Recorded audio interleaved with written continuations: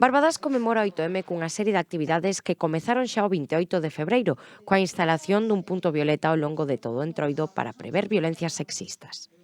Bueno, evidentemente non é só celebralo uns días antes ou uns días despois, sino que manter durante todo o ano unha programación que neste caso é unha programación nos centros educativos para que todo sexa máis transversal e sempre tendo en conta a perspectiva da muller. Teatro e deporte tamén serán protagonistas neste mes. Para nós, quizás este ano, o día grande é o domingo 16 de marzo, ás 11 da mañá, pois temos a segunda carreira pola igualdade, que é unha carreira reivindicativa, igualitaria.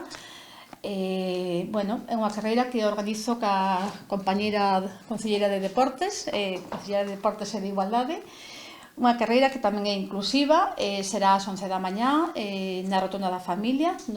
As inscricións aínda están abertas a través da web do Concello. Rematarán as actividades coa obra de teatro Navi Zaguel o venres 28 de marzo pola tarde.